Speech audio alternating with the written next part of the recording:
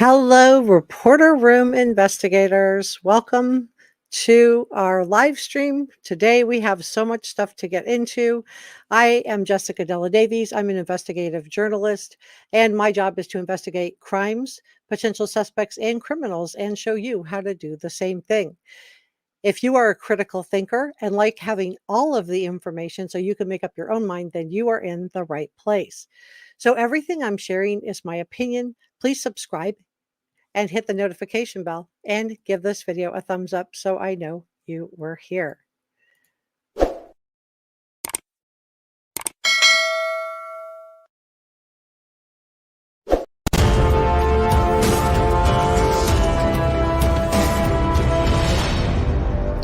This is Reporter Room with Jessica Davies.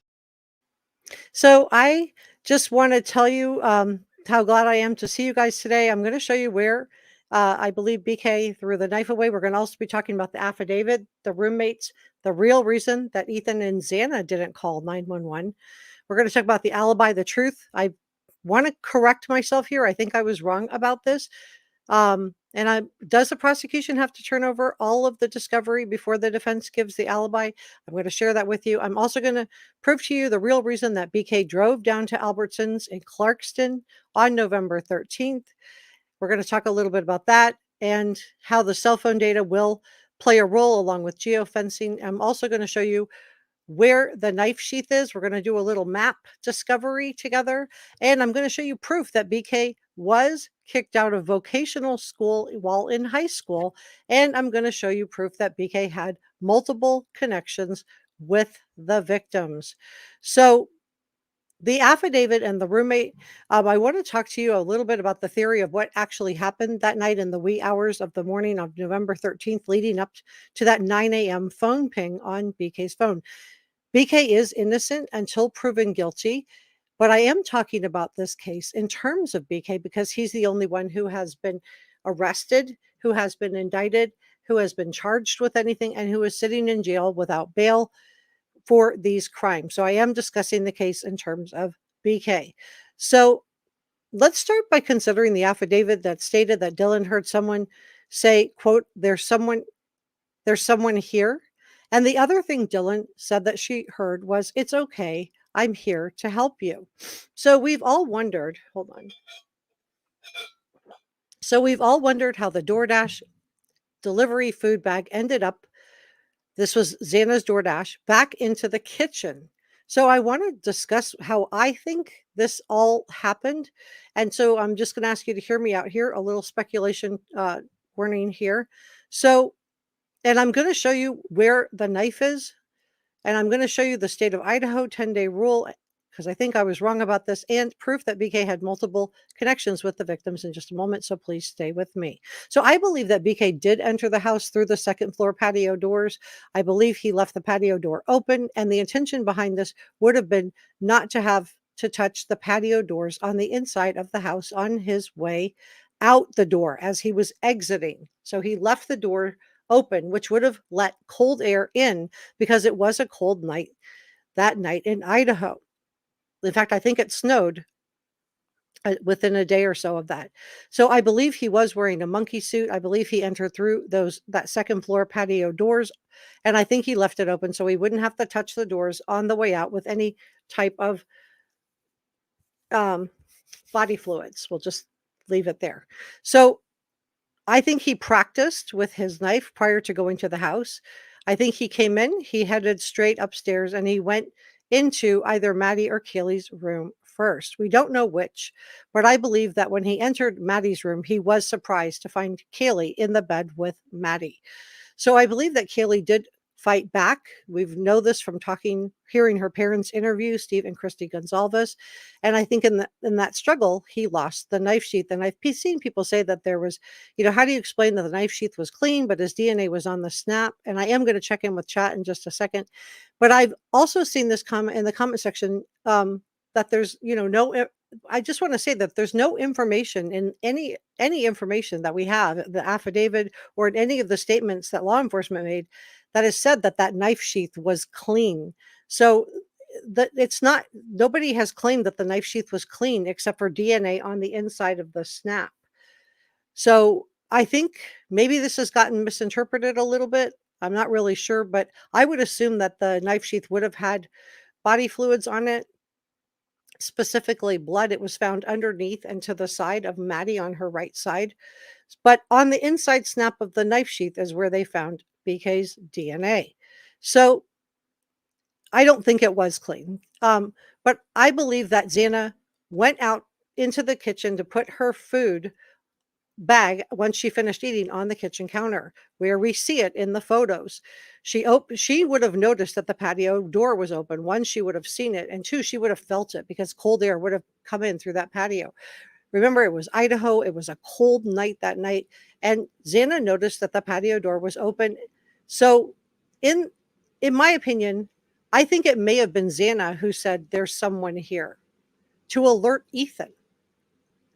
So there's been a lot of speculation as to why the roommates did not call 911. But let's also consider the fact that neither Ethan or Xana called 911 either. So whatever was going on the third floor didn't sound like what you or I thought it sounded like. Um, it was, I believe, the perpetrator practiced. It was a long 7-inch blade. And if you think about where you can place that in the diaphragm, the lungs, you can easily silence someone very quickly.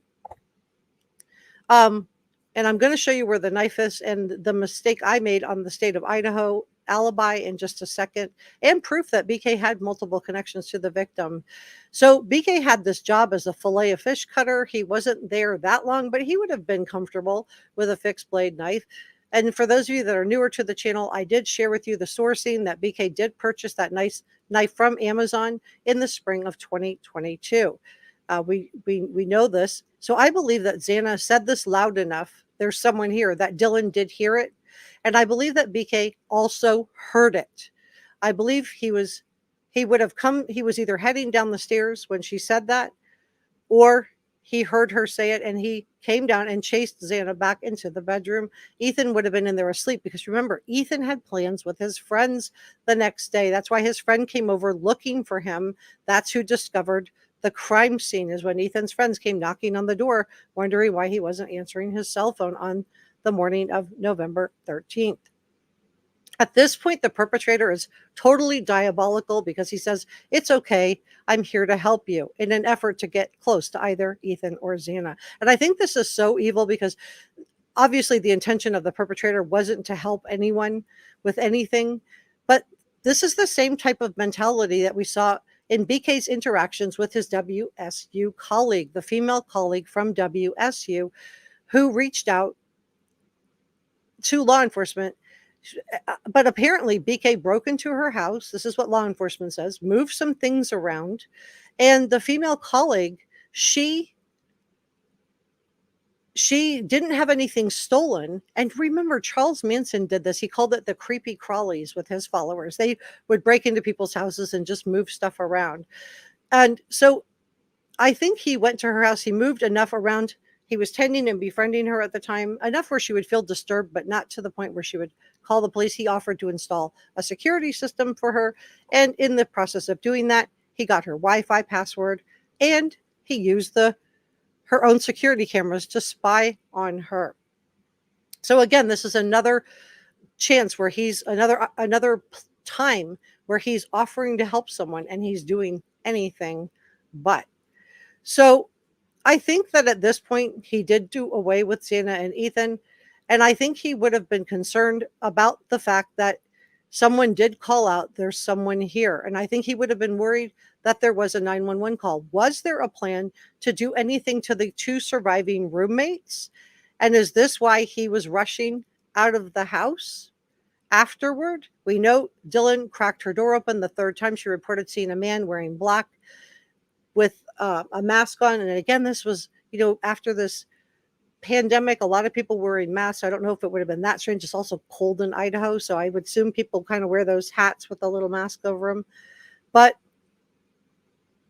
And then, I think he would have hurried back out those patio doors. So that's what I think happened. And I think that, we also need to consider the fact that Xana and Ethan also did not call 911. It wasn't just the roommates. Let me check in with chat, and then I'm going to show you where proof that BK was kicked out of his vocational high school, proof that he had multiple connections with the victims, and I want to show you proof of where I believe this knife is. And I'm also going to share with you why I was wrong about this. So let me check in with chat. Please tell me where you're from. Let me see. I'm like very, very behind. So glad you guys are here with me today. Welcome, welcome. Please give this a thumbs up. This is our head mod. This is Sixth Sense Amelia. If you don't know, this is our head mod. I want to welcome our new channel member, Kriya Vids Music. Welcome to Reporter Room. We're so happy to have you as part of it. Your name will appear in the credits beginning this weekend. This is welcome, Dana. I also want to welcome our new channel member, Carrie Allen, to the chat. So glad you're here. So say hello. Tell me where you're from. See, we have a lot of great people in the chat. And let's get started on questions, you guys. Thank you for the thumbs up, One Way Street. So tell me what you guys... Mike is here. We have a lot of good people in the chat. We're going to have a great live stream today, you guys. Thank you so much. I'm so glad you guys are here. Yeah. So happy to have you as a channel member. If you see check marks in the chat, those are our channel members. You just hit the join button. It's right next to the subscribe button, and you can become a channel member. So Create Vid says, I believe he lost a knife sheath during the scuffle with Kaylee. I would agree with that. I think that makes sense. Stacy says, if it's made out of leather, then it's waterproof or liquid proof. I don't know, Kaylee. Stacy, that's a great question. I don't know. Hey, Gail. And Mike says it would stain if it got on it. I'm watching my words. Also held together by thread, but it's possible it didn't touch anything. But I do think it did, because it was underneath and to the side of Maddie, and because of the way the crime scene was described. I do believe that it would have had blood on it. Jane says, no one is certain why he left that knife sheath behind. Well, I think it was an accident. I think it fell off in the struggle, but let me know what you think. If you have a different theory, I would love to hear it. Mike says, I learned so much from you guys. Mike says, I think it's very possible that the sheath didn't touch anything as it was lost in the bedding. I would be very surprised, but I guess it's possible. Says Kelly Watts says they were summoned over there at 11:30. That is not correct. And you guys deserve credible information, so I'm going to give you that. This is what happened that morning. So Ethan's friend had plans with Ethan that day. He was expecting to see Ethan, and Ethan didn't show up wherever their meeting place was, and Ethan wasn't picking up the phone. So he went over there to get Ethan. He knocked on the door, and one of the roommates answered. He either left his cell phone behind or whatever, maybe it was in the car. I don't really know. And he used the neighbor's cell phone. And I told you the real reason why there was an unconscious scene. That was the protocol of the 911. If they had a hysterical or very animated person on the phone with this 911 company that services Pullman and Moscow, then their protocol, or if they had more than one person trying to speak, their protocol was to report it as an unconscious person when they send law enforcement to the scene. Sierra says, plus we don't know if anything such as, we don't know. I'm going to assume that there was, just because of where it was found. So, and Jane says his statement shows how diabolical he is. Yeah, I think that was really an awful thing to say to somebody. Here, I'm here to help you. But what he did was awful too. Cynthia says maybe one of the girls tore it off while trying to fight back. I think, we heard from Kaylee's parents, Christy and Steve Goncalves, that, yeah.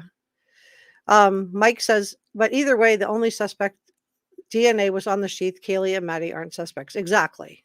Great point.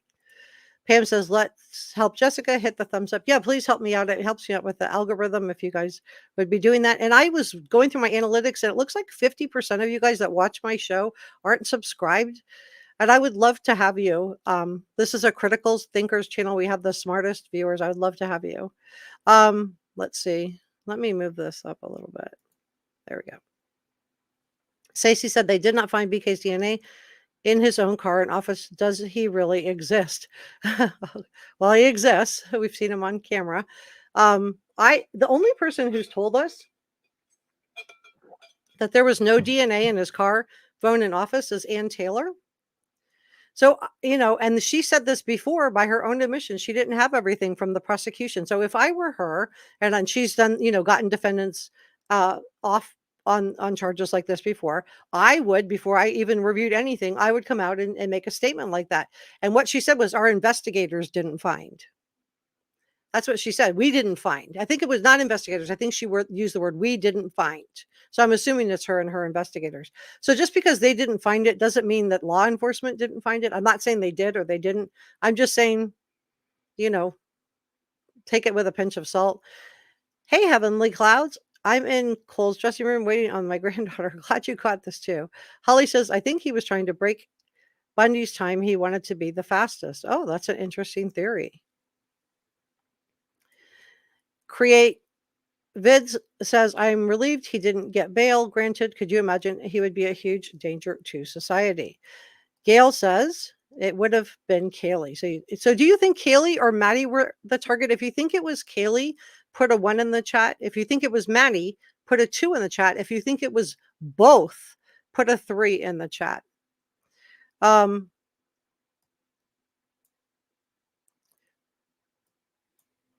We've got some great people here from all the way from the UK. Proof of where I believe that does not mean anything. Well, why don't you wait and see what I'm going to show you? Because I think I can show you. Susan says Tennessee is okay. Great. Welcome. He has the ego. Allison is here. Good to see you. Wisconsin. Jersey's in the house. Oregon's here. Vancouver. Glad you guys are here. So happy to see you. Mace says, I agree. Those steps fit the known fact. Thanks, Mace. I really appreciate that. I really appreciate it. Holly says, I believe means it's my opinion. So let's be petty. Right, exactly. I've told you every video I'm sharing my opinion, but I'm sharing my opinion from, information that we actually have. This isn't something I just made up. I'm going to show you why I believe this. And I'm going to show you exactly why I believe I know where the knife is. Hello, hello, hello. And you guys, if somebody's being all opinions are welcome. But if somebody's being, unkind or just, obnoxious, you can time them out for 5 minutes. Wouldn't make sense. His own DNA not found. Lots of people rolling in. I'm so glad you guys are here. Okay, so let's keep going. And then I'm going to check back in with chat because I have so much to go through. I have 5 packages to go through with you guys. The next thing we're going to talk about, so that's my theory. I'm going to talk about the alibi because I have not giving you guys the correct information on this. So I was wrong about this. I want to correct it. And then I'm going to show you where I believe the knife is next after that. So the alibi under Idaho state law, I've reported that a defendant has 10 days from discovery being turned over. And so I've been getting a lot of comments, but prosecution doesn't have all of discovery. And I'm like, well, I think stuff is going to continue to come in because there's so much data. There's geofencing data. I've shared with you that. There's the Strava data I made a video about that. There's so much data still coming in that I think they're still collecting that I think it's going to be coming in right up until a few days before the trial. So I went back to look at the Idaho code, and the code is 19-519. It's the notice of defense alibi, and this is what it says. So I was wrong. It says that under Idaho state law, the defendant has 10 days from a request by the prosecutors to say if a formal alibi will be provided as a defense. Now, the prosecutors requested this in the summer of 2023. So here we are in March of 2024, 8 to 9 months later, and the defense did provide just put him in the car, said he was driving around. But now the defense is saying, we want to have another bite at the apple. We now want to say a new alibi for BK. So under Idaho law, the defendant has 10 days from a request by prosecutors to say if a formal alibi will be provided as a defense. The defense's notice has to include the specific place where the defendant claims to have been, the names of witnesses that will back that up. Prosecutors requested this in June of 2023. And I'll just read you exactly what it says. At any time after arraignment, before a magistrate, upon a complaint, and upon written demand by the prosecuting attorney, the defendant shall serve within 10 days or such different time as the court may determine, just direct upon the prosecuting attorney a written notice of his intention to offer a defense alibi. And this is important because once the defense provides their alibi, the prosecution has duties that they have to do within 10 days. Also, I'm going to tell you that in just a second. So such notice by the defendant shall state the specific place or places where the defendant claims to have been at the time of the alleged offense and the name and addresses of the witnesses upon whom he intends to rely to establish such an alibi. So within 10 days after the receipt of the defendant's notice of alibi, but in no less than 10 days before the trial, unless the judge, the court directs otherwise, then the prosecuting attorney has to serve to the defendant or his attorney a written notice stating the names and addresses of witnesses upon whom the prosecution intends to rely to establish the defendant's presence at the scene of the alleged offense and any other witnesses to be relied on to rebut the testimony of the defendant's alibi witnesses, if there are any witnesses. So let's talk about where the knife is. So let me grab this really quick. I have a bunch of different packages, and I am going to share proof to you that he did have connections to the victims in just a second. Let me grab this. And let me make myself nice and small.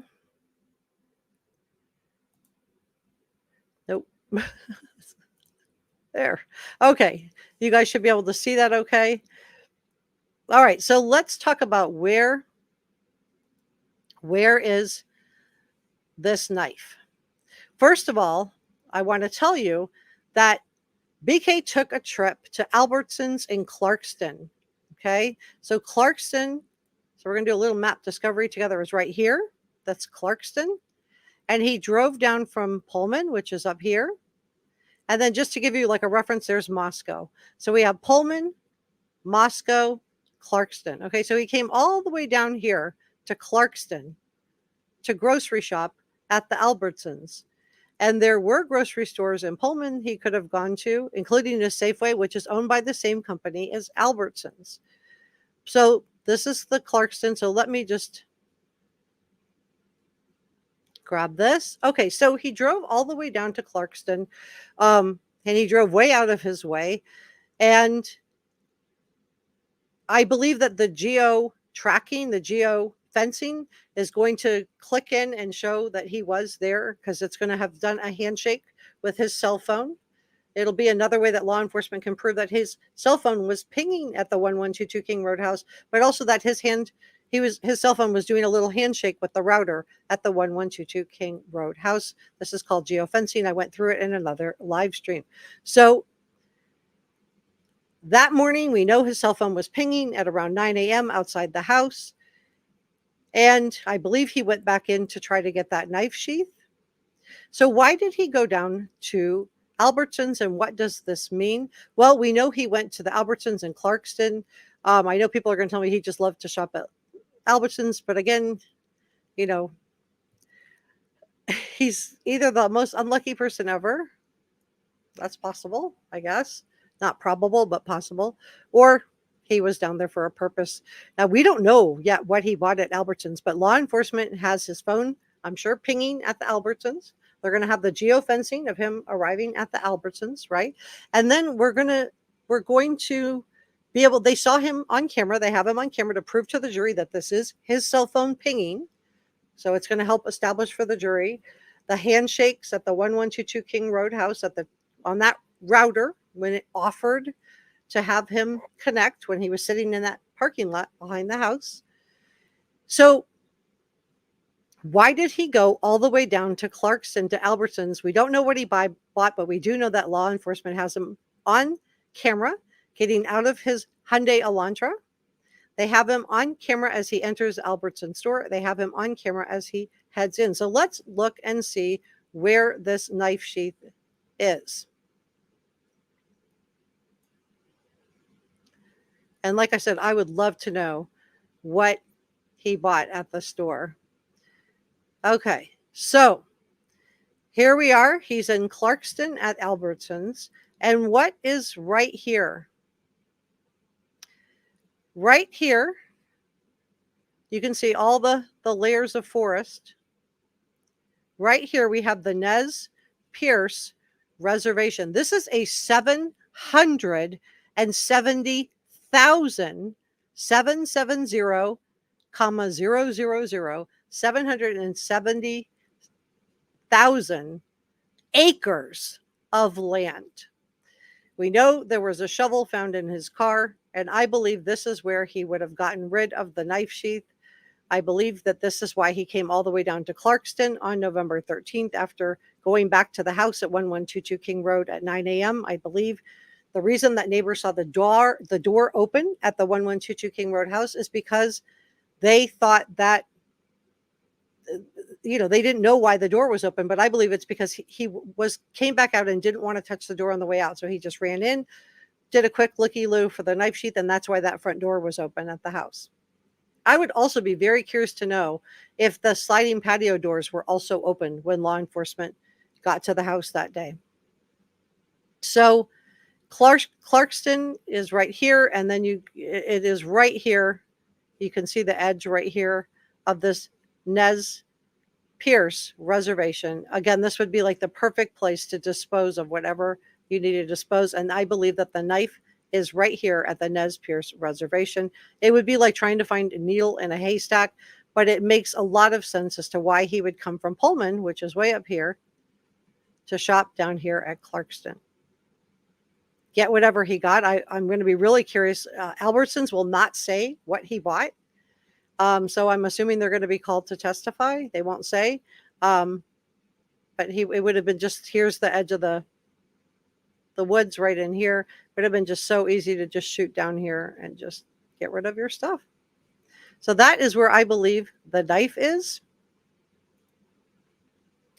And why I believe it's there. And I'm going to, let me go ahead and show you proof that BK was kicked out of his high school vocational for having problems with women. And then I'm going to show you proof that he did have contact with the victims. Let me grab that.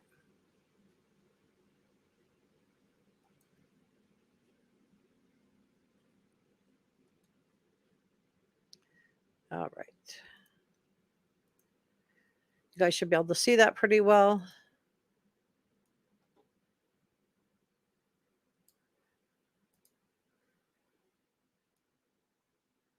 All right. So let me check in with chat really quick, and then we're going to go through this together. And then I'm going to show you proof that he did know the roommates. Cardigan says there would be on the inner part of the knife sheath. I don't know where it was, but I don't believe the knife sheath was clean, but I think if it was clean, it would have been left as a calling card. But because it was found underneath and to the side of Maddie, I think that it wouldn't have been clean. That's just my opinion. Stacy says, I blame his mental health. He wanted to do this and picked a house full of people that would. Is it Joni? Joni says, I think BK heard someone downstairs while he was unaliving the two girls upstairs and rushed downstairs and forgot the sheath. Yeah, I think so too. I think the sheath came off his belt. I believe he was wearing a monkey suit. And then the sheath came off his belt during the struggle. I don't think he was expecting that Kaylee was going to be in the same bed with Maddie. So, yeah, I think you're right. Let me scroll down a little bit. Thank you so much, Memphis Song. I do love your name too. Holly loves it too. All right, so let's see what you guys think. If you think the target was Kaylee, you were going to put a 1. Hey, Carrie. Welcome. Mike says, Anne says she hasn't seen it yet if there is DNA found. Right. Anne said that months and months ago, and she said they didn't find, right? She didn't say, nobody found it. So I'm not saying she's right or she's wrong. I'm just saying Ann Taylor has said a lot of things, and I just think we should wait. Kate puts a 2, so she thinks it was Kaylee. Pam thinks it was Kaylee. Sirius Black thinks it was Maddie.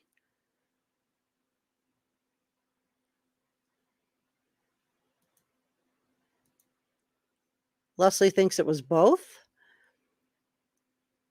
Signs Camillo thinks it was both. I hope I'm saying your name correctly. Both? All right, we got a lot of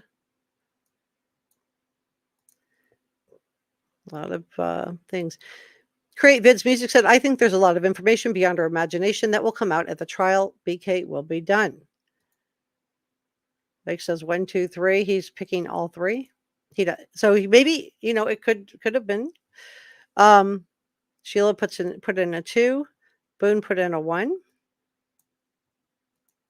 Doug thinks it was both. Hi, Uzuba. Kaylee. Wow, that's a long way away. Tasmania, welcome. New Jersey. Okay, so that gives us a pretty good little informal poll on this of what you guys think. Holly's welcoming everybody to the chat. Please give this a thumbs up on your way in. We have so much stuff to dig into. Please drop me your questions. Wayne says, does the knife sheath match the weapon that was used? Well, we know it was a 7-inch fixed blade knife. That's what we've been told. And so the K-bar would match that. So I would say that, yes, I believe they're going to be, we know from everything that I showed you guys in January during our live stream that BK ordered the knife from Amazon in the spring of 2022. Law enforcement did get the receipts from Amazon. We know that from the affidavit, from their warrants. So I believe that the sheath will match the weapon. Oh, wow. Scotland, welcome. Okay. First Med Tech. Hey, good to see you. He could not have known if police had been called, so he had to exit and was likely exhausted from his previous thing. Yeah, exactly. He would have heard somebody call out, there's someone here. And this explains why. And I don't know if he was planning to do away with Dylan and Bethany or not. But yeah. Thank you, Brother Mike. We do a little bit of speculation. We do some here, but it's based on information that we have from credible sources. Wow, South Africa's here. Welcome our newest channel member, Stacy. So happy to have you. Welcome. Holly says, we are privileged to have you here, Stacy. We got a 1. Drop me your questions, guys. Mike says, I appreciate the coverage. I'm sure the families appreciate it. Things are quick to forget if it's not talked about. Exactly. Carrie Ann has a 2. Denise, it's okay. You can back it up and watch it. You guys know you can back up a live stream, right? You can back it up and still watch it. Wayne says, I'm guessing she's going to say he threw the weapon in the Snake River. That's not what I said, but it's a good guess. Mike said, I think he buried the knife in a pre-dug hole on the way home. I think he took it to where I just showed you. I think that was the reason that he went down there. I don't know what he bought at Albertsons. May says, 9 months later, you could have a baby in that time. Never mind 10 days. You're talking about the alibi. Yeah, it's really, hey, Amelia, no worries. Amelia's from the other side of the world. We're glad to have you. Katie says, anyone else watch the Paramount Plus doc? No, I haven't. I haven't seen it, Katie.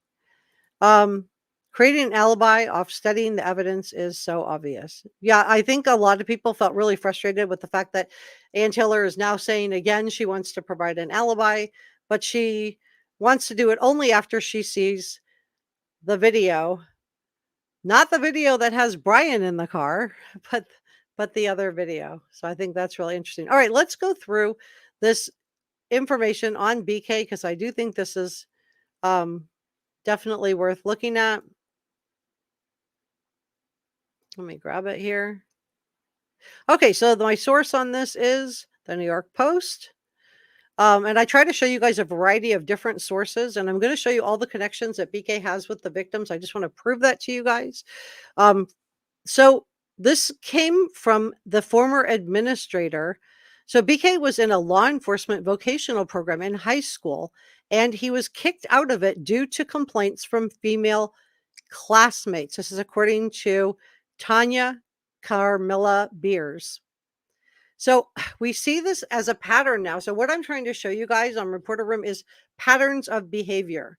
So we see patterns in the fact that he's been having issues with women going back all the way to high school, because we know from WSU that he was let go from his teaching position for grading female students differently than males. We heard about the weird date that he had with a young woman where he texted her later she had nice birthing hips. So, here we have another information. So, former administrator Tanya Carmella Beers revealed that he was in a protective services track at the vocational school. This was the high school that he was going to in Monroe County. So he was living in Albrightsville, Pennsylvania with his parents at the time. She said, quote, he was a leader in the class. He took class extremely seriously. So she's not just, here to trash him. She thought, she had some nice things to say about him too. She said that the photograph from BK's high school yearbook shows him as a sophomore. This is the photograph here we've all seen. But she said that he was forced to leave the program in his junior year following a series of complaints from female classmates. So she said to be removed from the program, it has to be pretty severe. But she didn't want to elaborate on exactly what happened. But I bet she's going to get called to the stand because the prosecution's also going to be looking to show a pattern of behavior. So it had to have been pretty severe. Again, problems with women. She said that she thinks it makes we had him removed from the program. When I look back on it now, it makes sense with what happened later. She's referring to the Idaho 4 students, the November 13th of 2022. She said that BK transitioned to the HVAC program, but ultimately decided not to return to the vocational high school for his senior year. He finished his high school degree online in 2013. This is according to the Idaho Statesman. So he was having problems with women all the way back to 2012. So around the time that he was dismissed from the law enforcement program, he lost a significant amount of weight, and he morphed into what's been described as a dominant, bullyish personality. So we've heard stories that BK was being bullied, but we've also heard stories that he also bullied people. This is according to the Idaho Massacre podcast. So he was a school outcast. He had medication issues. I'm watching my words. And former classmates remember him as smart, but slightly odd, particularly around girls. This makes me wonder, what was going on in his household growing up? I really would like to know. He became addicted to medications, and Dominique Clark told the New York Post if he liked or was interested in a girl and she wasn't, he didn't understand why or didn't accept her saying no. So he would have been labeled as a creep or something along those lines. So that is really concerning that he's not hearing no and he's not accepting it. A lot of people have put forward a couple of theories in this case. One theory was that he did try to ask one of the victims out. I'm going to show you proof that he had connections with the victims in just a second. So please stay with me. But a lot of people think that he had problems with one of the victims, that she turned him down. And he just thought, well, if I can't have you, no one will. That's one theory. The other theory was that he's, was a criminology major and he wanted to commit the ultimate crime. And I think both could be true. Let me know what you think in the comment section below. Do you think that this was because he was turned down by the target victim, or was it because he wanted to prove something? He was fired from the WSU. This would have made him very, very upset, very, very angry, in my opinion. And, was this just a reaction of, well, if I can't get my PhD in criminology, I'm going to commit the ultimate crime? Was it something like that? What do you guys think? But I wanted to show you that. Let me grab this for you.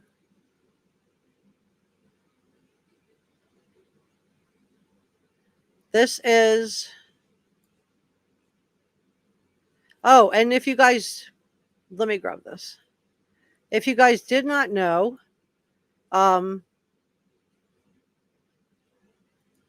okay, can you guys see that?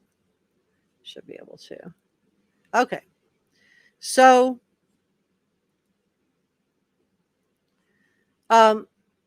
prosecutors requested in their motion that the defense provide some information on the specific place or places. I'm talking about the alibi now, where BK claims to have been during the time of the crimes, as well as names, addresses of all the witnesses that the defense needs. So they requested this. I just want to show you when this was published. This is Friday, July 28th. So this is summer of 2023 when this was originally requested.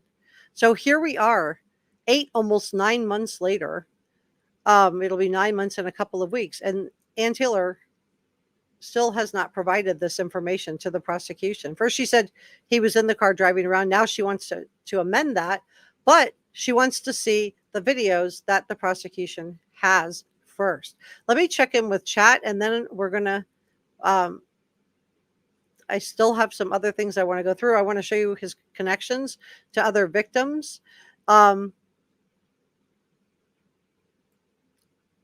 In just a second, but let me check in with chat, and then we're going to go through the whole alibi thing, guys. Hey, Jory, I'm glad you're here. Thank you. Yeah. Oh, let me do this. You know what I didn't do is thank you to our channel, our producers, George Brown, Jane J, Sasha Angel. Thank you to, we're not finishing. I forgot to do this at the beginning. Thank you to our channel members. Without you guys, we wouldn't have a show. If you just joined as a channel member, your name will appear in all live streams and upcoming videos beginning this weekend. So happy to have you guys as part of the Reporter Room family. We do have a Facebook group and a Reddit group. I just started the Reddit group this week for Reporter Room if you want to join us. We would love to have you. Okay, so let me check in with chat. If you haven't subscribed, please do. My analytics show me that 50% of the people watching don't subscribe. It would help so much if you guys, it would really help me out, and it's free. Mabel says, I wonder if BK will come out and say he was in the house prior to the night of the crime to combat the animal hair and the other DNA being found in his home. Yeah, we still don't know if they were able to match that animal hair to Buddy the dog, who was done away with on October 21st. And October 21st is significant. It's significant because this was the same day he got the email from his professor telling him he was failing to meet expectations. So, and we know he was terminated from his teaching assistant job soon after that. Thanks, Amelia.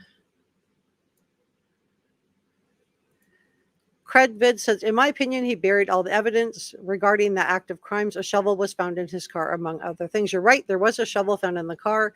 And I do believe that it is very possible that he did bury the evidence. Hey, Allison. Allison says they saw him in the car at Albertsons. Yeah, this is going to go along. This is going to do two things. Well, I think the Albertsons is going to do three things. One, we need to know what he bought. Two, it's going to put him in the vicinity of that park. And I do think that's I do think that's where he put the knife. But three, it's going to also do geofencing at Albertsons. The Albertsons store would have offered his phone a handshake, is what we call it.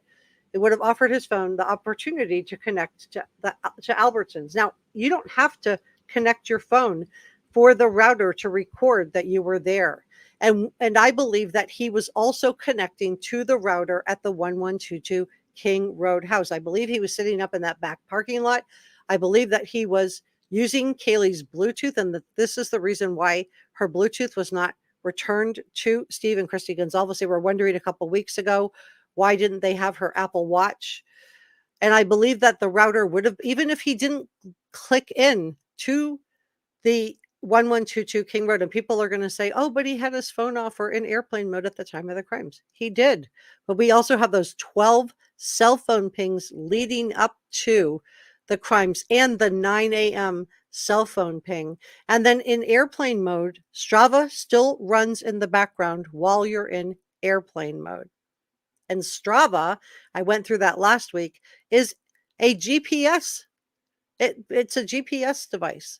So even if he put the phone into airplane mode for the crimes, the Strava app would still be able to place him at the crime scene. Jane thinks he went back to get that knife sheath. All right, let me scroll down a little bit. I'm so behind. Stacy said they couldn't test the metal on the shovel. I don't know. I don't know what they tested on that, Stacy. Very interesting. Kriya Vids Music says shovel was found in his car. Yes, it was. The shovel was found in his car. And I just showed you guys why would he be all the way down in Clarkston that day? Thank you so much for your super chat. I do think I'm bringing you guys super chat worthy stuff. It takes me days, like probably 20 to 30 hours to look up everything, confirm all the information, find you guys credible sources, and then present it to you guys. It takes me days to do this. So I really appreciate it. For just like a 1 or 2 hour live stream, I have to prep for 2 days for it. So I really do appreciate it. Mabel says he's a narcissist and never thought he'd get caught. I do think he had a superiority complex. I do think he thought he was better than other people, and I think he thought that, that he wouldn't get caught also. Leslie says she agrees. Shelley says law enforcement did say the slider was open when they arrived. Thanks for that, Shelley. Appreciate that. Brother Mike, thank you so much for the super sticker. I really appreciate you, and I appreciate it. I'm going to be putting it toward better editing equipment. You're welcome, this girl. Mike says music, right? That's my opinion too. I think he stashed it after and then retrieved it later. That day it was buried. From 5 p.m. to 8 p.m. the phone was off again in the forest area. Zero said, is there a rest area like I heard? Great question. I don't know. I'll check and see what I can find out about that, Zero. Great question. Babel says they're going to try and argue that he could not have done this alone in the short amount of time, but I disagree. Yeah, 13 minutes is plenty of time. 13 minutes is plenty of time for him to have done that. That's okay, Emily. Did you know you can back up the chat and catch up? I'm glad you're here. Let's see. I'm looking for questions, guys. Stacey says, especially if he planned this, it's premeditated and he planned on doing it quickly. Yep, I think he practiced. I think he did. That phone was off, either in airplane mode or off. We don't know because law enforcement hasn't told us. But I think he did practice leading up to this. So I don't think it was just,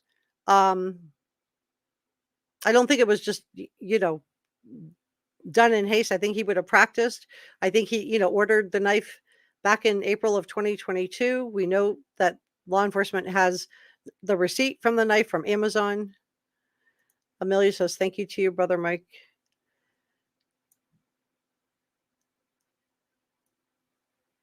Let me see.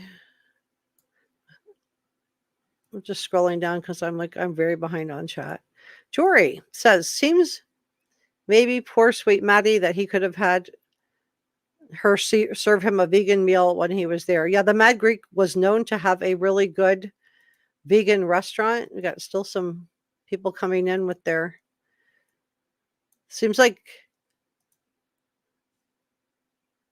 hey, Jeff says, it seems if true that Maddie and Kaylee were in the same area, were in the same bed when they were attacked, The chances were greater one of them would have felt screamed at or yelled for help. I feel like Kaylee came from her room.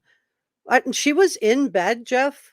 She was stiff. Christy and Steve Gonzalez said she was in bed with Maddie, and Kaylee was closer to the wall, so she was literally trapped between Maddie. The perpetrator was here, somewhere in here, Maddie and Kaylee, and then the wall. So she was trapped in that bedroom. Sirius Black said, I've always thought the target was Kaylee. And Kaylee posted that iconic photo of herself with Maddie on her shoulders, the one where Ethan has his arm around Xana and the two roommates are in the shot. That photo was posted around 8 p.m. on Instagram. So did this trigger it to be? I shared with you, I thought that this was the reason why November the 13th was chosen. I think when that photo was posted, Kaylee was just back in town. And if one of his targets was Kaylee, then this would have meant that he needed to act that night on November 13th.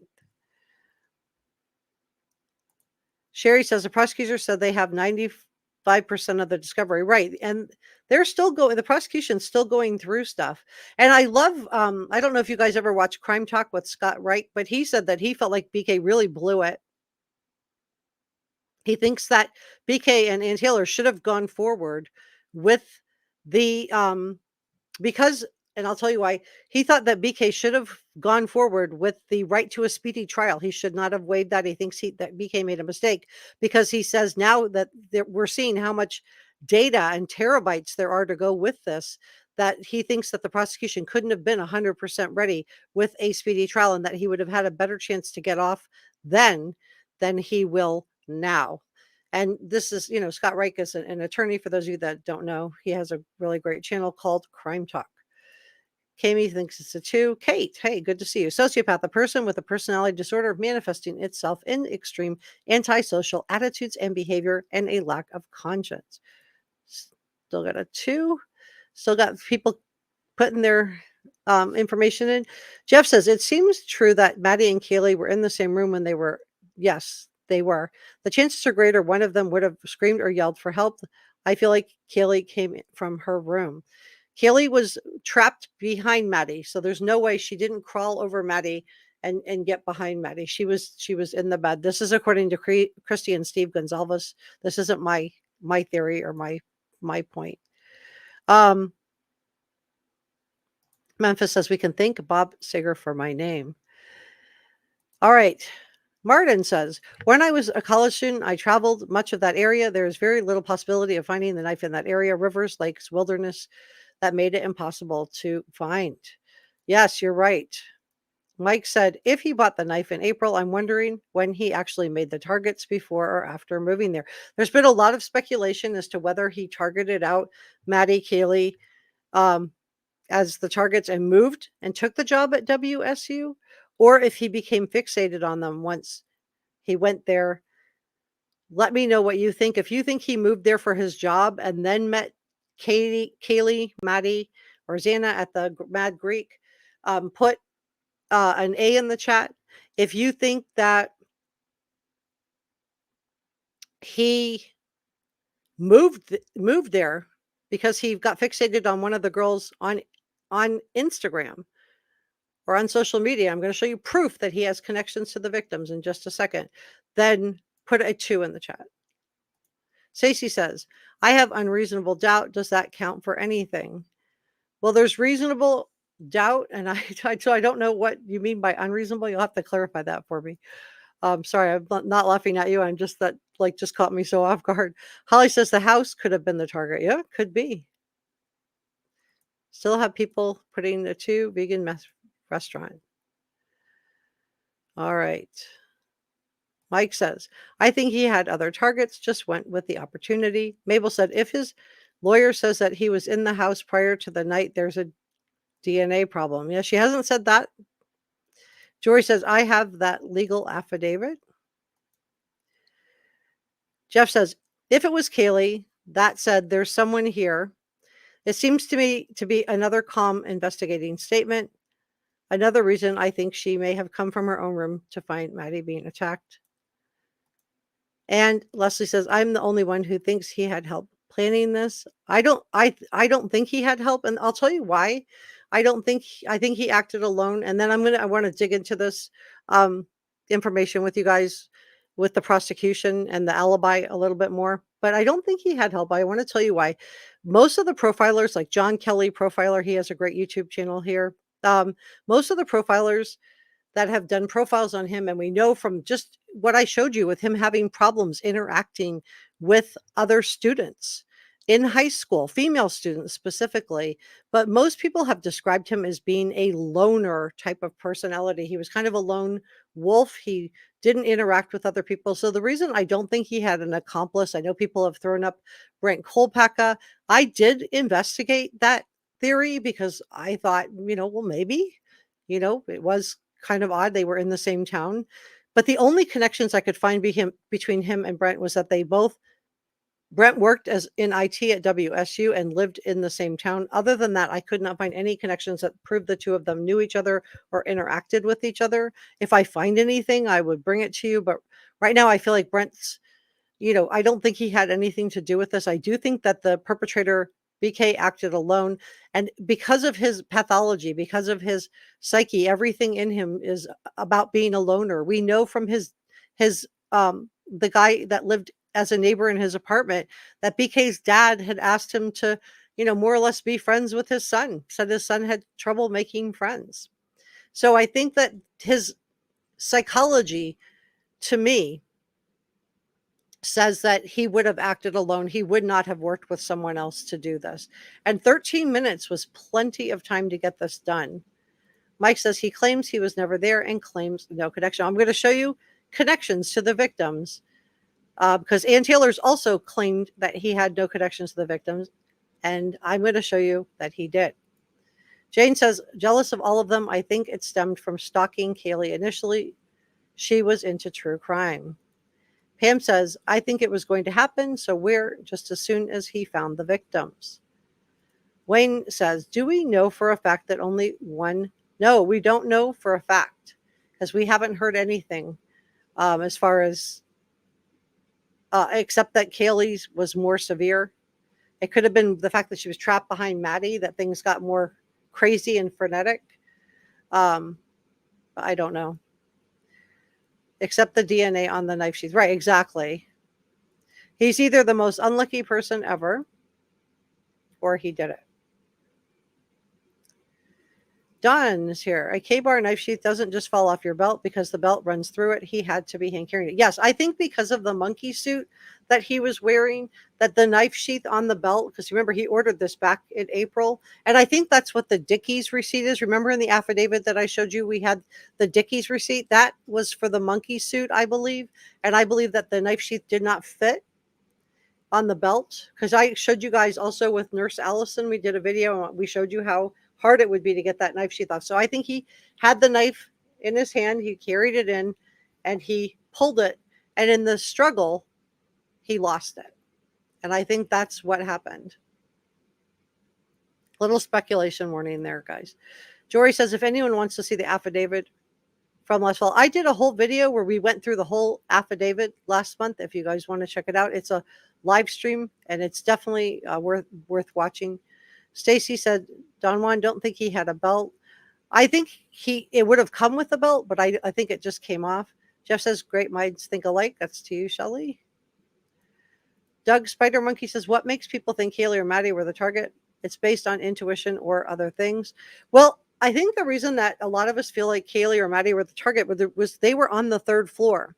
If you think about the way the house was situated, we have the first floor and the second floor on the original portion of the house. And then there was an addition, which was the second floor and the third floor that was added on at a later date. And this is why I'm really upset that they tore that house down, because how the sound traveled in that house might have been a little bit affected by the fact that there was an addition added to the house. So this would have originally had an outside wall on the second floor. I don't know if it was still there or not, but the addition was added on. I do think this would have affected how sound traveled. So why would he have come in and gone up to the third floor if he wasn't after Maddie or Kaylee?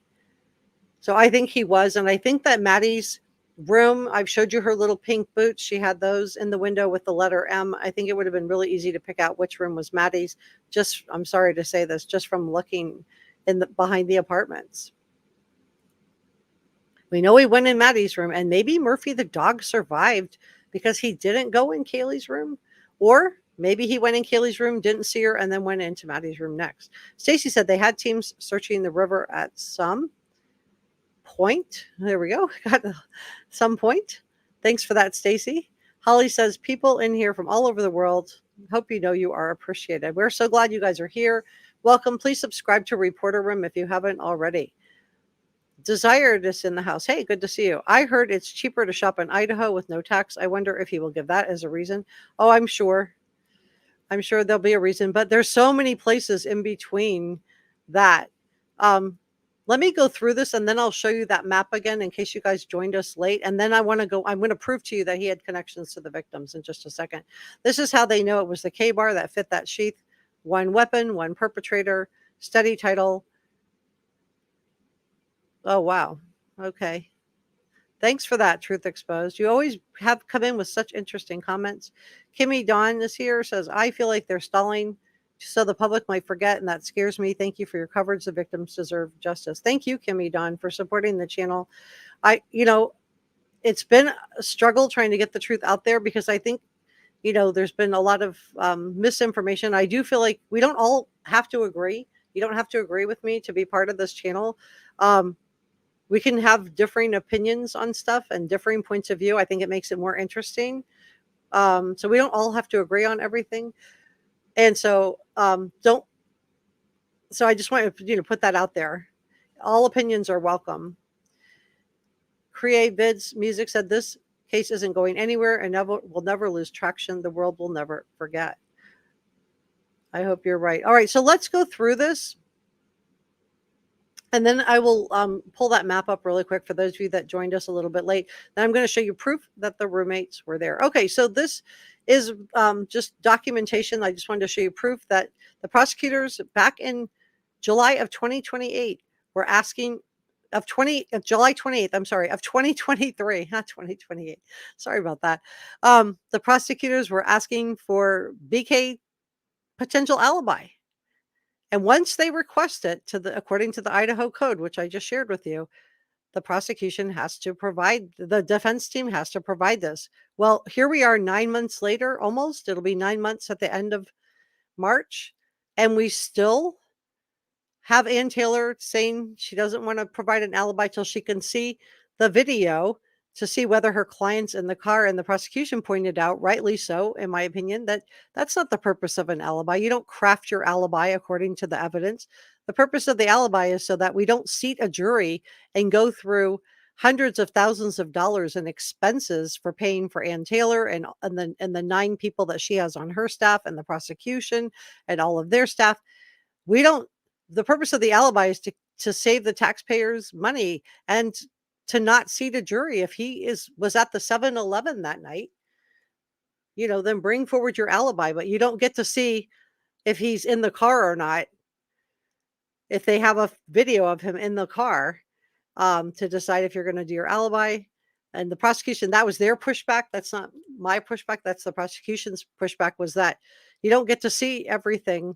That's not the purpose of an alibi. So prosecutors requested their motion that the defense team provide the information on specific place or places where BK claims to have been during the time of the crimes, as well as the names and addresses of all the witnesses they plan to use to establish an alibi. They said, quote, it's important to note that the scheduled October 2nd, 2023, remember, they were going to trial, and this is where Scott Wright from Crime Talk said that he thought the defense team made a massive mistake not pushing the prosecution on the speedy trial. He thought that was their best chance to get BK off because so much of this is geofencing data, Strava data. There's so much technology data to get and to go through that he thought the prosecution might not have been ready in October.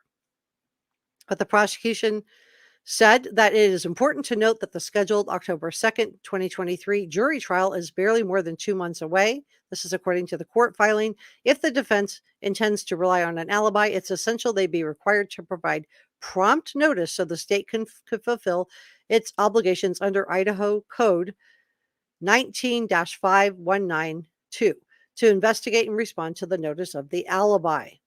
So I was saying before that I thought that they had to turn over the prosecution, all of discovery before the defense team. And that's where I think I was wrong. I wanted to correct myself on that.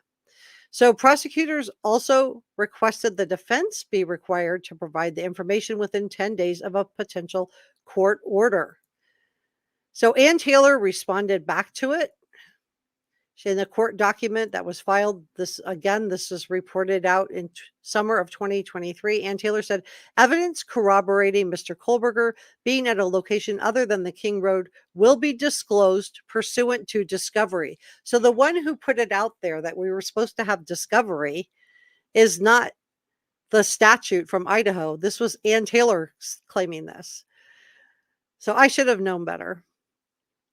I should have known better. But anyway, she says it will be disclosed pursuant to discovery and evidentiary rules as well as statutory requirements. Well, I told you what the statute requires. It's not, she doesn't get to have all the discovery before you provide an alibi. She also put, it's anticipated that this evidence may be offered by way of cross-examination of witnesses produced by the state as well as calling expert witnesses. So the defense filed some additional motions as well.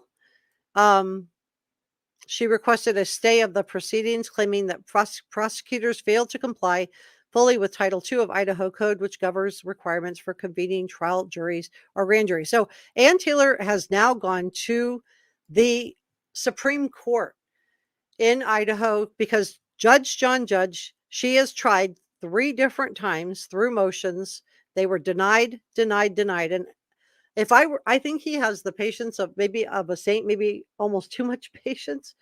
But you know, he described her motions of she wants the grand jury indictment to be beyond a reasonable doubt, but that is not the law in Idaho or in any state. It's just the preponderance of the evidence to bring a grand jury indictment. It's not a conviction, it's an indictment. And if we were going beyond a reasonable doubt, well, then that would be a trial. You might as well have the trial and not just a grand jury hearing. So she's not going to win on the Supreme Court. Just going to put that out there. That's my opinion. I think they're going to turn it down, but it is another great way to get this all delayed. Okay, so for those of you just joining us, let me just share this with you. Okay, so you guys should be able to see that. So what I was showing you guys on the map is let me pull this down a little bit. Okay, here's Pullman, Washington, just to tell you guys where we are on the map. Okay, here's Moscow. We know that's just a few miles away. But BK came all the way down here to Clarkston to shop at the Albertsons. And we know from the information from law enforcement that they have him on camera getting out of his car at Albertsons. They have him on camera going into Albertsons, and they have him on camera exiting Albertsons. Albertsons refused to tell journalists what he purchased. So I wonder what it was. But the reason that I feel that is why he would have come all the way down to Clarkston on November 13th of 2022 was he needed to get rid of some stuff. And what better place than the Nez Perce Reservation, which is right here. You can see all the wooded areas all along here. This is a 770,000 acre reservation. So finding that knife there, especially we know that the shovel was found in the car, would be like trying to find a needle in the haystack. This reservation is absolutely huge. Look at it. And then behind this is the Nez Perce Clearwater National Forest, which is right here. So it's absolutely huge, you guys. Look. Let me zoom out a little bit. Look how big this is. Look how vast of the forest area this is. It's absolutely huge. And I believe this is where the knife is. There's also the Salmon Chalet National Forest right there. So this is, in my opinion, why he came down. This is why law enforcement was interested in his Albertsons trip. And I think this is why he came down to, let me check in with chat. And then I want to show you guys proof. I'm going to prove to you that he had connections to the victims. So let me check in with chat really quick, and then we're going to go finish the next part. Let's see. I'm like a little behind here. All right. Jeff says, I'm thinking that where two bodies are found doesn't mean that's where they were during the whole thing.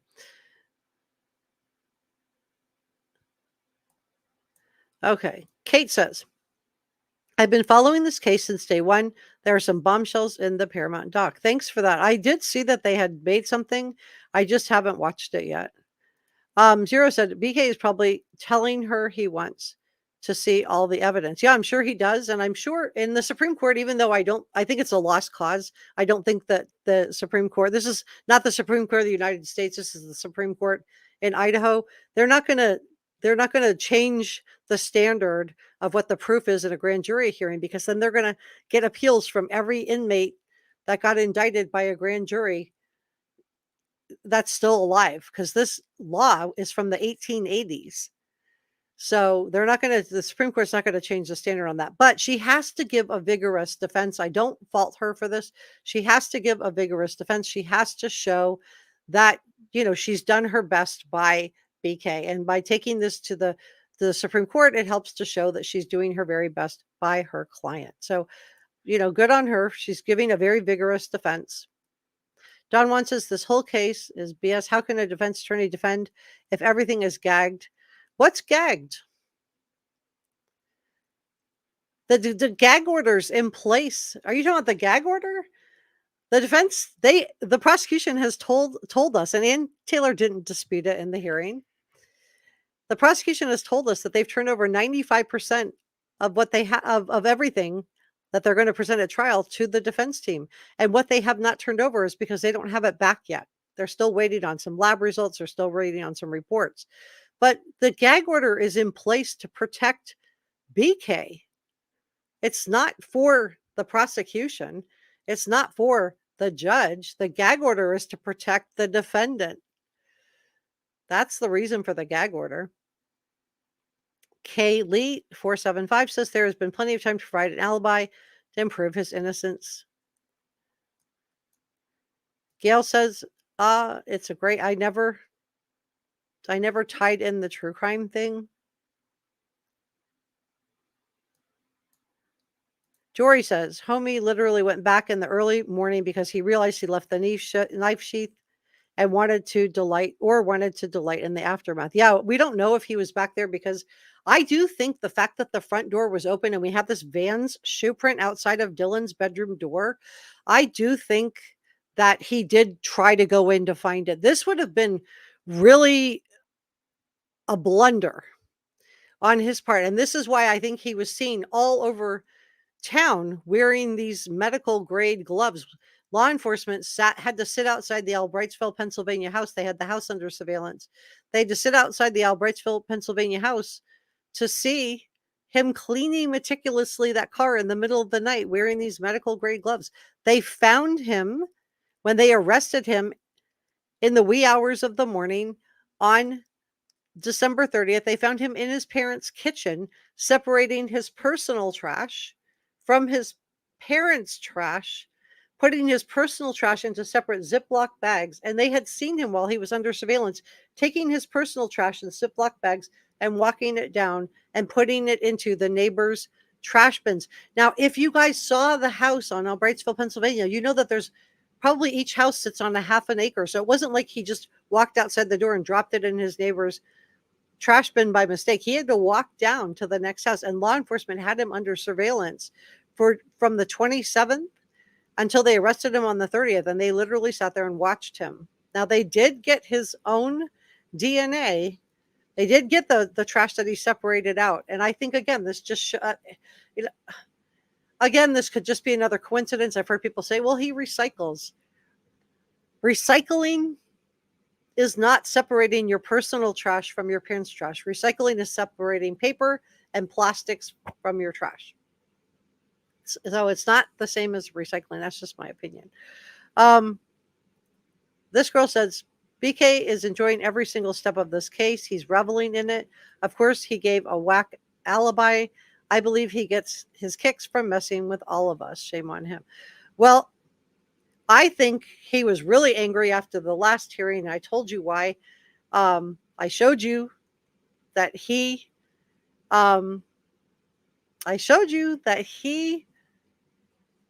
his defense attorney slipped up and admitted that the Hyundai Elantra was Bryan's car. I've seen people trying to twist this into a pretzel. She said what she said. And if you didn't watch last Tuesday's live stream, you can go back and you can go to the end of it. And I have it in context because I wanted to show you guys everything that was being said. I didn't want you to feel like I was hiding something from you. She said what she said, and there's no takebacks. And he left out of there. Some people think he had to go to the bathroom. Some people think he was mad. Let me know what you think about that. Stacy says, is there a video of BK's car when he pinged there the next morning? Who took the video at 9 a.m.? There's no video. I've been seeing people talking about that there's a video. I heard also that there was like a pay video. I'm sorry, nobody did a pay-per-view on these crimes. There's no video that people paid. I don't know where this is coming from. And please, if you know, don't tell me in the chat. I don't want to go after any other content creators, but that's just nonsense. There was no pay-per-view on this thing. And I don't think there's going to be any video footage of him actually committing the crime. If that's your burden, that's not reasonable doubt. That's, then nobody would ever get caught.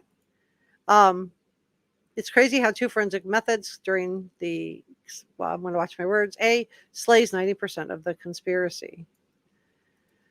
Amelia says, I think BK wants to know what his options are before making a decision and do whatever benefits him the most. I'm sure you're right, Amelia. I'm sure he does. If you haven't subscribed, please do like, share, leave a comment. Let me grab a couple more comments, and then I'm going to show you proof that he did have connections to these victims. May says, I wonder if BK was kicked out for leaving a small camera somewhere inappropriate. I don't know. We know he had pictures on his phone. I'm going to show you proof of that, of one of the victims. I don't know if these were pictures he took himself. I don't really see in 13 minutes how you would have time to do that. So I'm thinking it was something that he either got off Kaylee's computer, because we know that she had a Bluetooth, which would have made it really easy for him to sit up in that parking lot and access what was on her computer, or if it was something he downloaded from the internet, or it could have been photos that he was snapping of the victims while he was following them around town, because I showed you proof of that last week also. Jory says he's enjoying his vegan precious diet. Yeah, he has it way better in jail than he would ever have it in prison. The jail only has around 20 to 22 inmates. It sits right next to the courthouse. I showed you photos last month of the interior of the jail, so you can see what it looks like inside. But he's getting his vegan meals. He has the same guards all the time. He feels probably very safe there. So he'd much rather sit in jail than go to prison. That's for sure. All right, let me just scroll down a little bit. Darren is from Ireland. I'm new to your channel. Liked and subscribed. Thank you, Darren. I really appreciate that. Jory says, not dumping into your neighbor's trash can like that. Come on. Leslie says she thinks Dan Taylor did mess up big time. Yeah, I think he was, angry. Hey, Anjaz. All right, Wayne says, what did JJJ say Kohberger? Why did Judge Unjudge say the name of Kohberger? Well, I mean, I think he, was following along on this case just as well. Do you guys want me to show you the information I have on Bryan Kohberger? Because I did investigate him. I can grab that. Let me pull that up. Let me show you. Because I did look into Bryan Kohberger because there was been so much questions about him. And then I do want to show you proof. Let me grab a Bryan Kohberger one. Sorry, here we go. Nope, that's Officer Brett Payne. Hold on. Looking for, and Bryan Kohberger, I feel really bad. I mean, I couldn't find anything from him, but I did investigate it.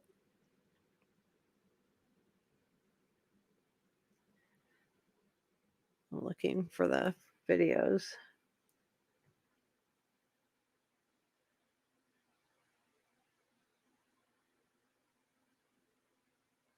I don't know. I might not have it labeled specifically with Bryan Kohberger. Let me see.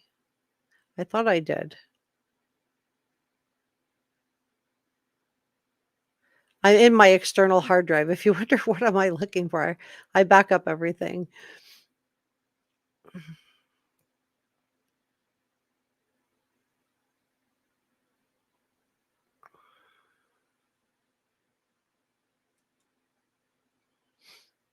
Here it is.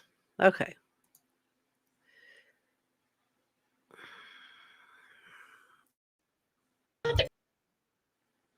All right, here we go. Are more criminal than anybody, but they are pretty much on par with the average Joe. Were the pictures. And there are pictures of at least one of the victims in his photo roll. On his phone, according to People magazine and News Nation's reporting as well, on Bryan Kohberger's phone, numerous pictures of one of the victims. It says that after they arrested Bryan Kohberger, they took his phone.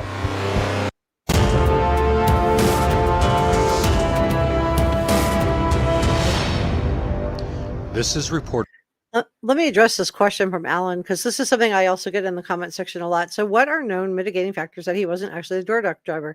Law enforcement has identified the DoorDash driver. They have identified who it is, and it is not BK. They have clarified that. So that's a great question. Okay, let me continue on with this. Room with Jessica Della Davies. Welcome, Reporter Room investigators. Today we're going to be talking about Bryan Kohberger. Will he be convicted in the October trial, or will he walk free? Today we're going to be talking about Bryan Kohberger, DNA, the planting of evidence, and Bryan Kohberger. Bryan's Can you guys hear that? Team has done a wonderful job of speaking to us through their motions. I think Ann Taylor is extremely smart. So Bryan's defense team has a couple of different options to defend him, and this includes pleading insanity, pleading diminished capacity, duress, or denial of a speedy trial. And I believe the prosecution is concerned about the speedy trial, and this is why they're asking Judge John Judge to reconsider that 37-day extension while still giving Bryan a speedy trial.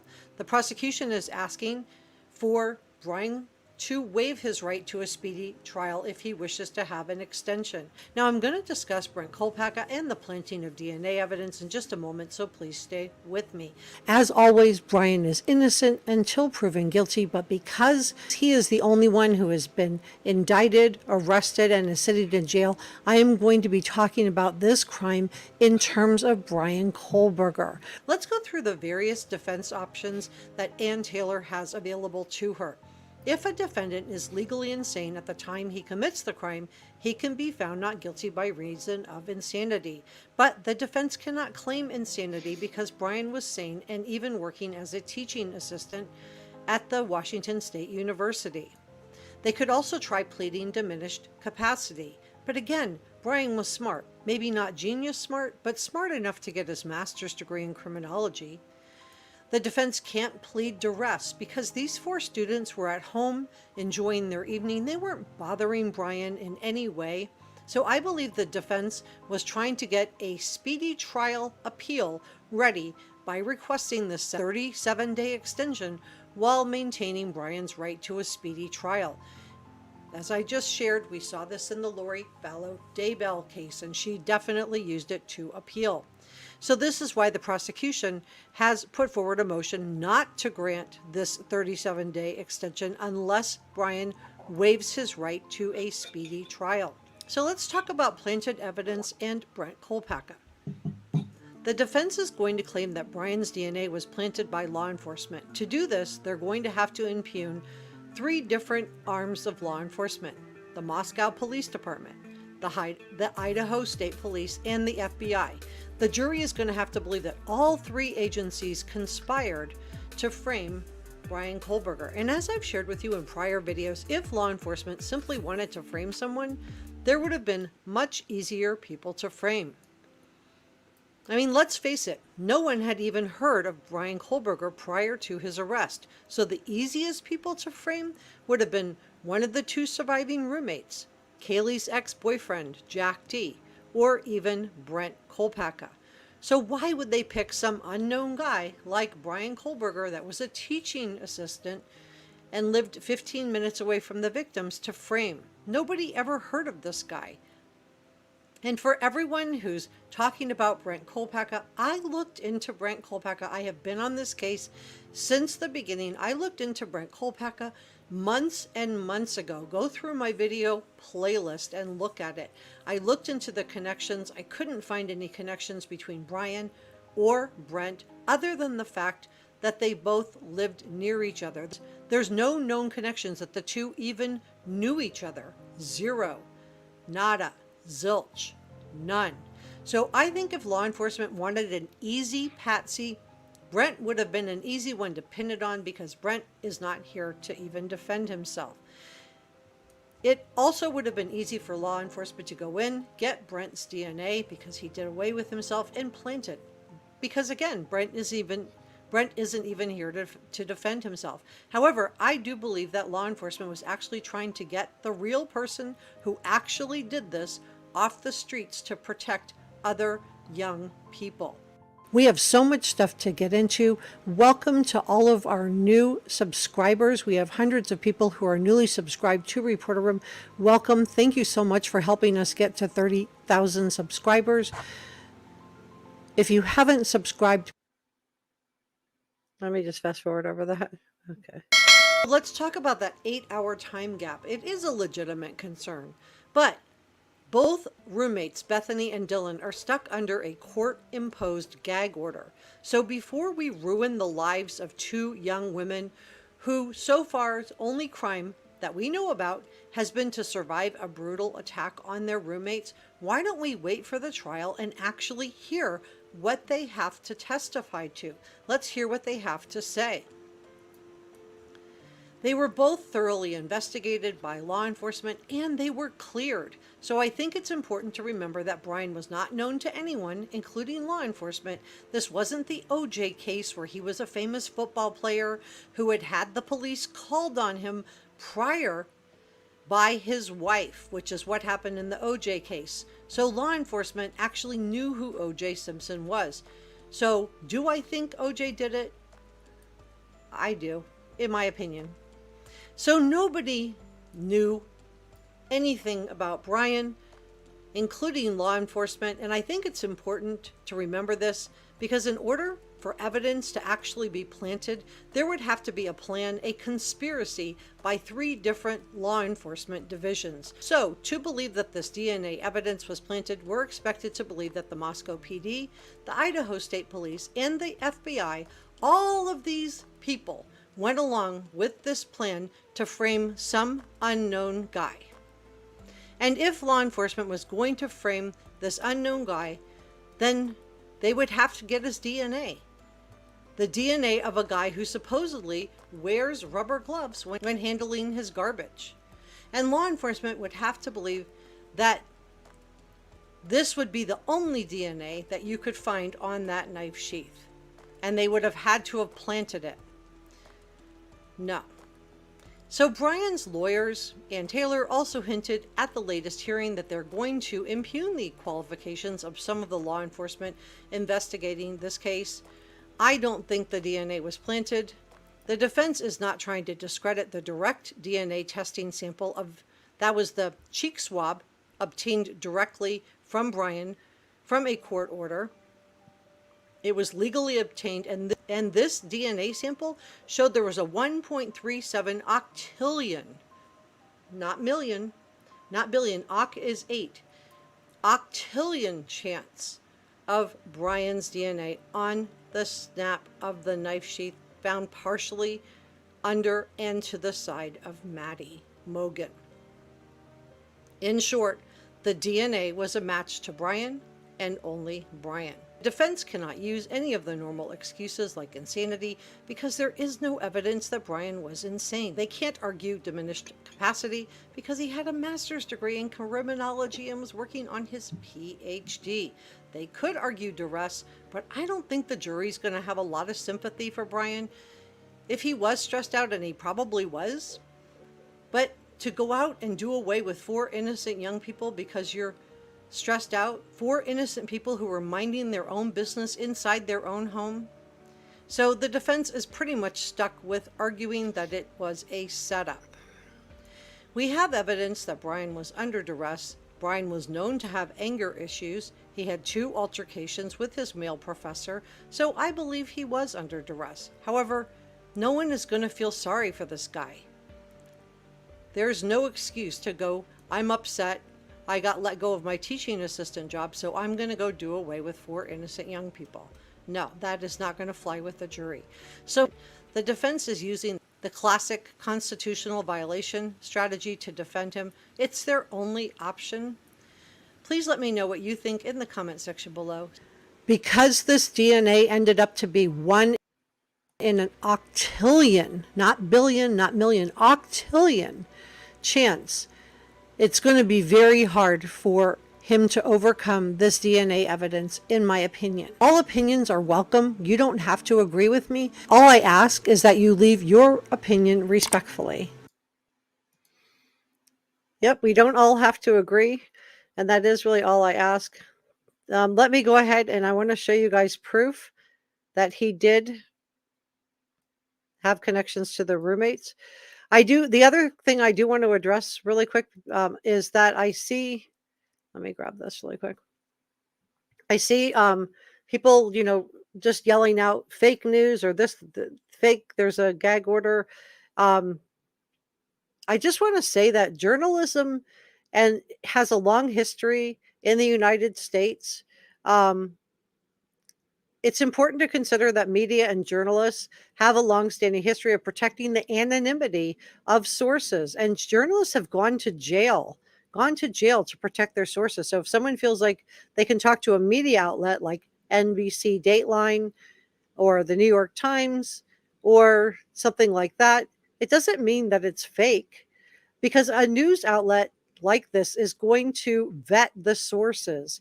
This is so different than if somebody just called into like my YouTube channel and said, "Oh, I'm a parent of a student at Idaho, and I know my daughter went to school with the victims," or something like that.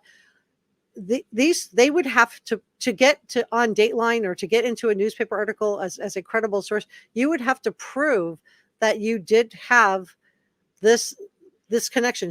This person would have to show that she did have a child attending Idaho, that the child was in classes with one of the victims, and that she is the parent of the child before they're going to go forward with anything that she has to say. So I just want to say that,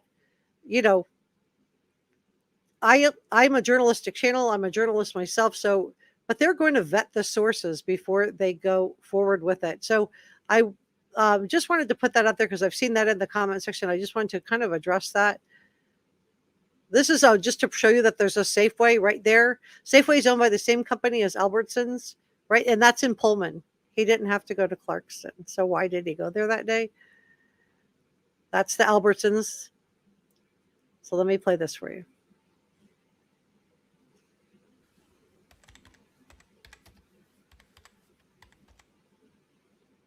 So these are the sources. You can see he had photos of the victim on the phone, and I've just put together all the sources for you guys.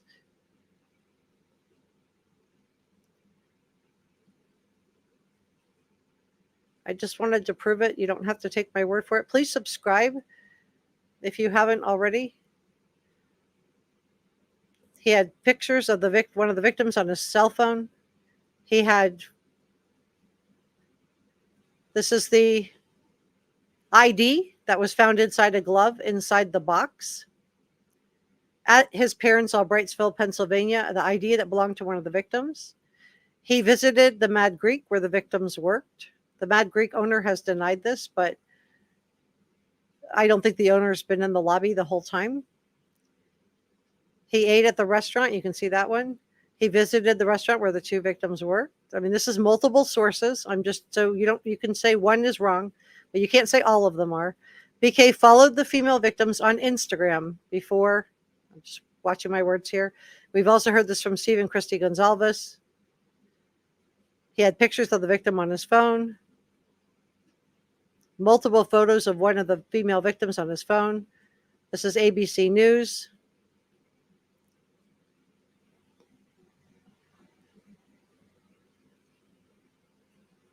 And then the geofencing, I do think that's going to play a critical role in this case.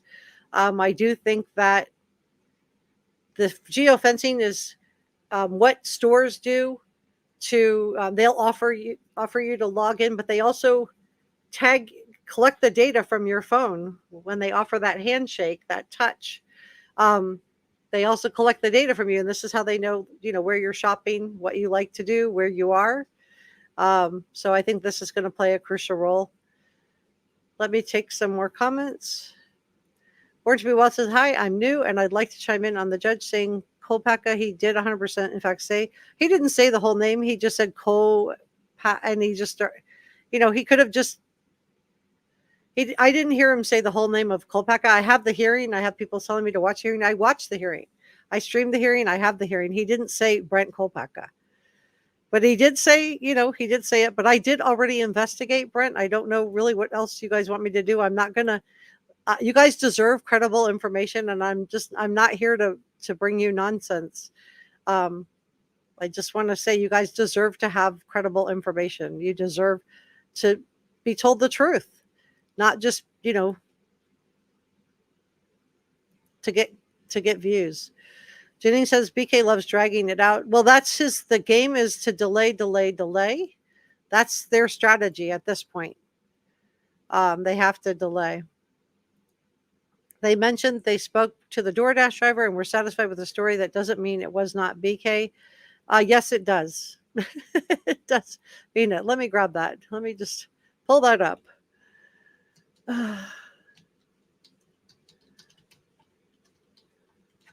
Let's just get it right.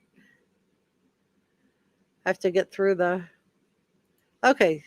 Let's see. Here we go. Let's pull that up. Let me take this down and share this one instead.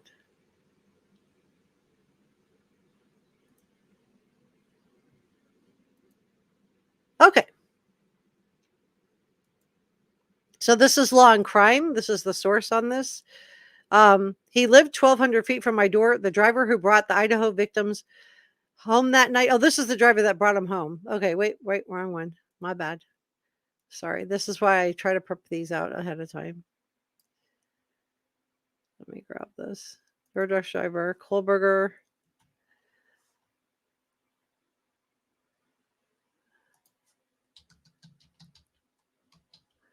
I don't have the identity. I just want to tell you that.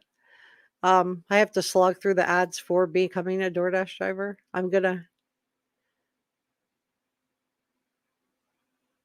Okay, here's Newsweek. Can you guys see that?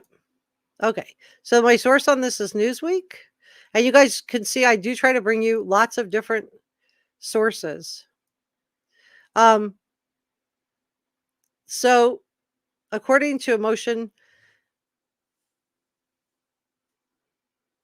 let me see, scroll down.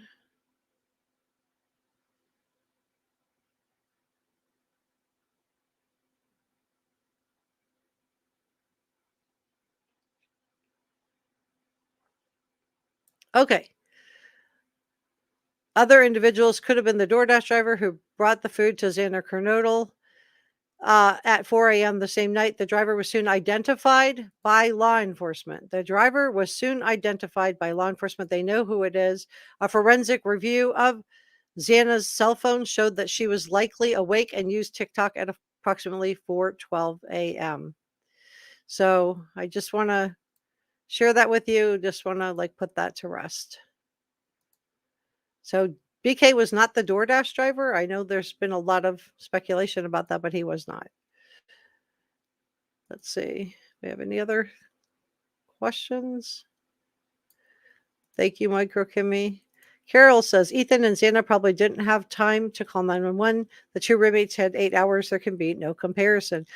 Well, why didn't they call 911 when they heard the commotion upstairs?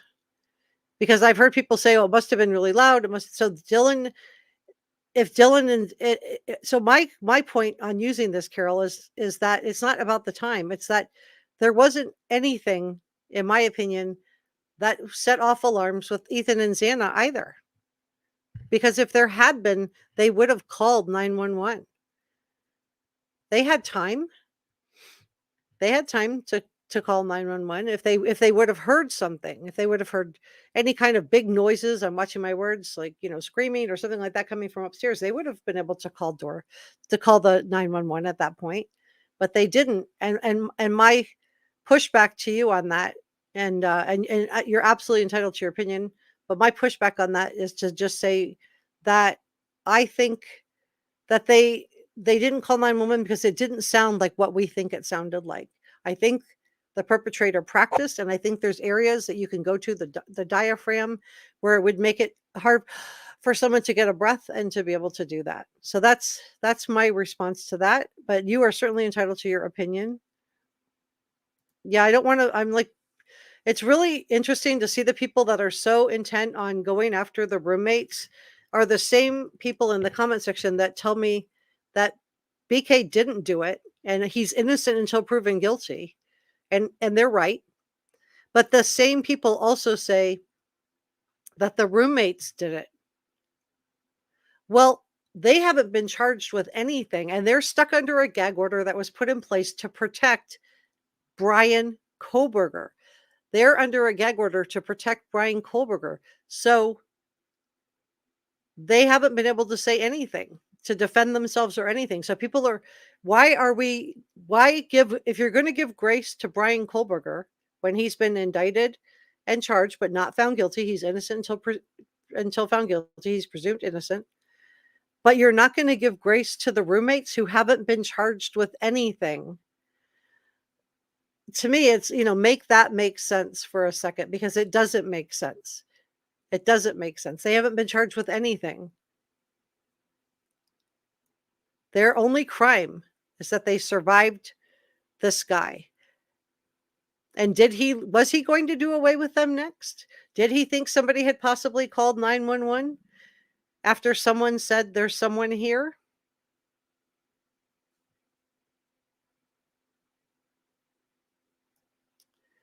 Okay.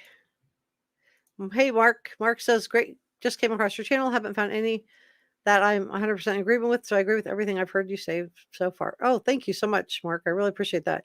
You guys, we don't all have to agree. It's fine. We can all have different views. Just, share them respectfully. Holly said, I bet he wore rubber gloves a lot. Yeah. And rubber gloves, like kitchen gloves, I wouldn't be shocked to see somebody in the kitchen wearing kitchen gloves, but these are the medical grade gloves.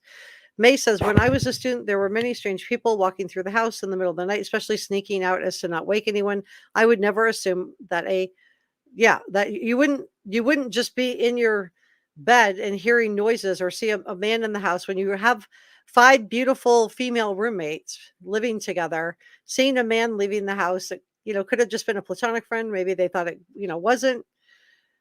But you wouldn't think immediately these people have all done away with, because even Ethan and Xana didn't think that with whatever the noises were coming from the 3rd floor with Kaylee and Maddie. They didn't jump to that conclusion either, because they didn't call 911 either.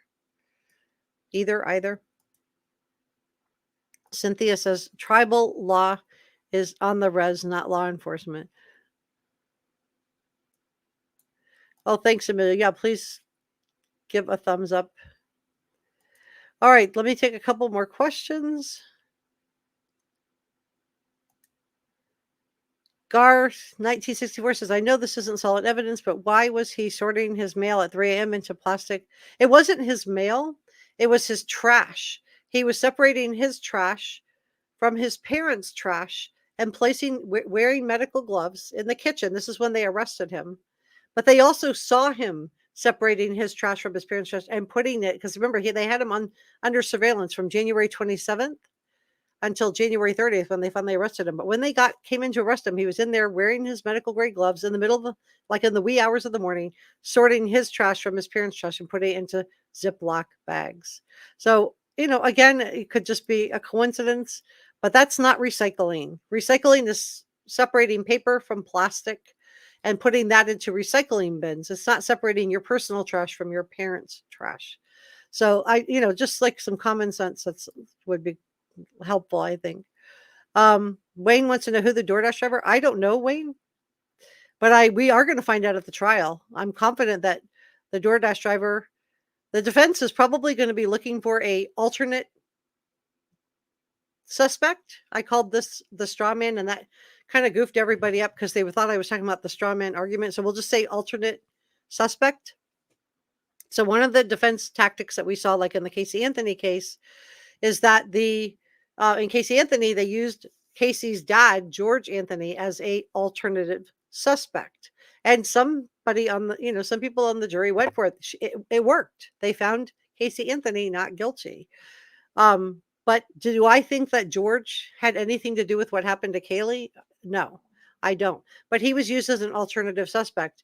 So, I think the defense is looking around for an alternative suspect. This is why she wants this ancestry names. She wants to go through all of the names to see if there's any other relative distantly or related to BK in some way that she can use as an alternative suspect because of the DNA evidence at this crime. Somebody who doesn't have an alibi on that day that she can hold up as well. It wasn't my client who did it. It was this client who did it. And the judge said, no, you can't drag unless you can show me cause as to why somebody should be dragged into it. Because imagine if you're just distantly related to this guy and you have a criminal record, maybe you shoplifted something when you were a kid or something like that. Well, imagine if you're dragged into this case and held up as an alternative suspect by the defense team and Taylor. I don't know. So I think there's reasons why, the defense wants all of this information, and it's the judge who gets to decide. And he said, he understands that's her job. I'm not putting her down for doing her job. She's doing a great job defending him, but she's looking for an alternative suspect. And that's why she wants the ancestry DNA. That's why she wants to talk about it. Coincidence that they came around 4 a.m. It is. But, these were young people. It was Xana was awake. We know she was on TikTok and she ordered DoorDash. So, yeah, there are some interesting stuff. Thank you so much, Mike. Wow. Thank you for your hard work, but the mods need to chill. I really appreciate the super thanks, Mike. Thank you so much. The mods are just doing the best they can. It's a busy chat, and they're just they volunteer their time. Nobody pays them for their work. So I'm really grateful to our mods. I think they do a good job. They just try to keep the chat, as healthy with everybody. Like we had a couple of weeks ago, we had one person who was trying to express her opinion. She believes that BK did not do this. And we had people kind of dogpiling on her and adding her by putting the @ and then her name, and just kind of, we don't want to have that in the chat. So they are being more hyper vigilant. And it's because of something that happened a couple of weeks ago where, she felt afraid to, express her opinion. We want people to feel comfortable to say their opinion without being dogpiled on. So I hope you can understand that, Mike. And I do so much appreciate the $20. Thank you. Tricksonic says, Bryan liked those girls. No way he would hurt them. Well, interesting. Amelia says, thank you for supporting Reporter Room. That's to you, Mike. Sarah says, we all know that BK did it. Trolls are going to troll, but don't disrespect Jessica and the mods. If you don't agree, that's fine. But there's no reason to be disrespectful. Yeah, we can all agree and still be polite. We can disagree. We can agree, but we can also be polite to each other. It's okay. We're not going to all agree on everything. We're not going to all agree on who the target is. We're not going to all agree on a lot of stuff on this case, and that's okay. It's okay if we don't all agree. Do you have to agree with everything in a content creator to be part of that channel? I don't think so. I don't.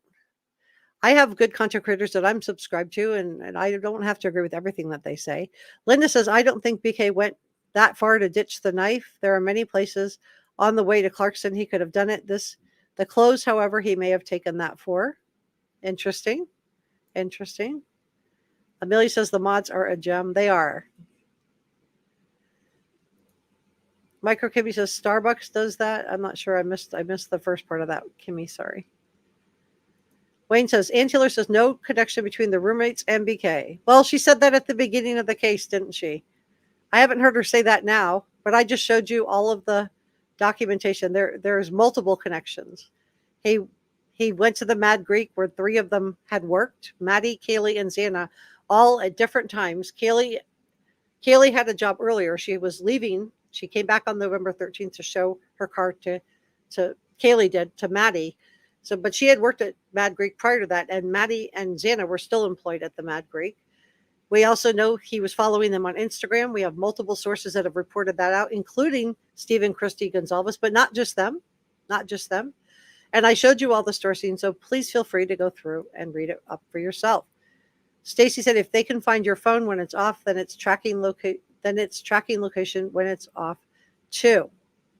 Well, this is where the Strava app is so interesting, because if your phone is in airplane mode, it still runs in the background. But it's not even just about the November 13th at the time of the crimes. It's also those 12 cell phone pings leading up to the crimes in the days and weeks leading up to the crimes. And also the cell phone pinging at 9 a.m. the morning of the crimes. Those are all important too, because the law enforcement is going to be looking for patterns. Hi, Heather. Heather says, remember when MPD said, it's Moscow Police Department, said not to trust any information other than what they released. That is the only verified information. And if that's what you want to only be focused on, Heather, then I would say read that and there you go. But if you are looking for a confirmation bias where where you have to have only people who agree with you, you're not willing to hear other people's perspectives and maybe learn why other people feel differently about something. And I'm not saying that this is not directed at you, Heather, that's why I took your comment down. But if you're just looking for a confirmation bias, then, and I feel like there are some people that's all they want. They've already have their mind made up and they just only want to be focused on people that agree with them. And that's fine. But we're here to have a discussion with each other. And that's what this, we have really smart subscribers at Reporter Room, and that's what this channel is about.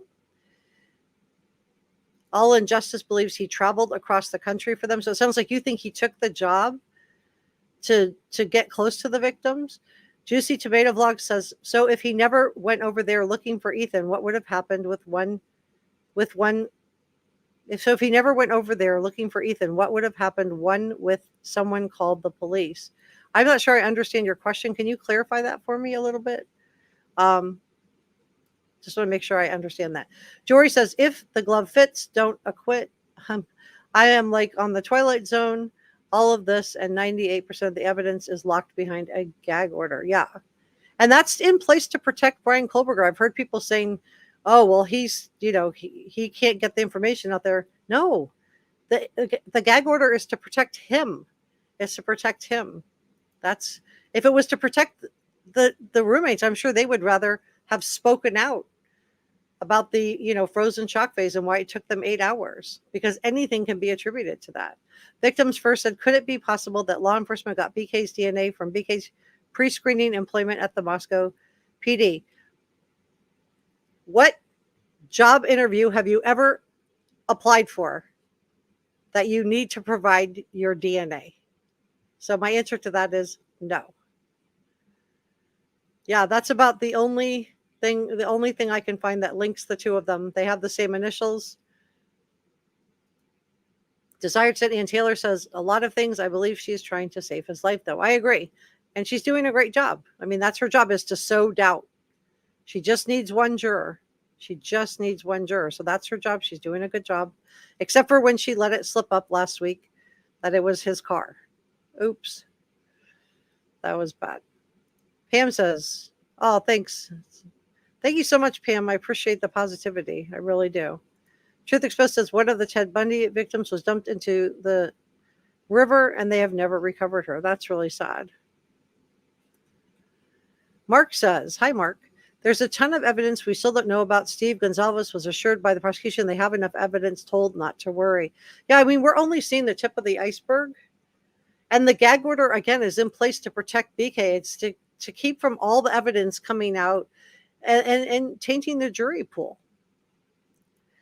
The 80s kid said, if they planted his DNA, why just that one little spot on the knife sheath? People need to think things through. That's a great point. This is why I love reading your comments. Because, yeah, why would you just put it under the snap of the knife sheath? Why not put it on the door jambs and just, spread it around? Sirius Black, you guys are great. Personally, I don't watch other channels that support BK. Okay. I don't go to their channel and tell them all the reasons why he's guilty either. Holly says, if your phone is powered off, you can't track location. I think his phone was in anyway. I think FBI can track. Sorry, I misinformed you. I just want to thank Kami so much for being a channel member for the last 9 months. It's so great. If you guys see people with the check marks in the chat, those are our channel members. Cynthia wants to know, was Anna being on TikTok because a handshake with him? Was Xana being on TikTok cause a handshake with him? No, the handshake, what I'm talking about on that's a great question. The handshake is the router. The router at the 1122 King Road house. Whenever you go into a grocery store or into the mall or into the doctor's offices or to the hospital, something like that, you're offered, do you want to log your phone into, or the grocery store, you're on your tablet, your laptop or your iPhone or your smartphone will offer you to use their Wi-Fi. Maybe you're at a coffee shop, it'll offer you to use your Wi-Fi. Now whether you choose to use the Wi-Fi or you choose not to use the Wi-Fi, it doesn't matter, because the fact that the router offered you this to your phone creates what we call a handshake, and it creates a record of your phone being there. Great question, Cynthia. Writer Dust says, always wondered if Bryan Kohberger went down south on his way with Daddy right past the courthouse. I don't know. I think that the detour, that 9-hour detour that he and his dad took, was really weird. I can see like pulling over for bad weather. I can see driving an hour or two out of your way to avoid bad weather, but a 9-hour detour to avoid bad weather, which is what his dad said, it seems extreme to me. So, great question. Orange Be Wild says, I'm not oh, okay. Well, this is like an argument that's going on. Heather, DP, that's capital punishment, has nothing to do with the amount of evidence against someone. It has to do with the moral outrage of the crime. Basic legal education teaches that.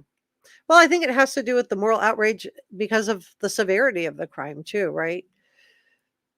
But I think there's other factors that weigh into that too. I don't think they're going to go after capital punishment because the jury's not going to want to find somebody guilty if there's reasonable doubt, if there's if the capital punishment's on the table. You don't want to put somebody, do away with somebody that didn't do it, right?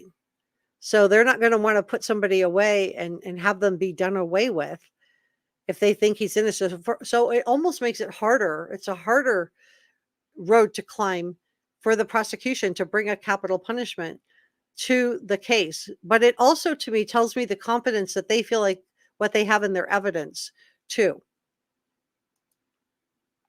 Great comment.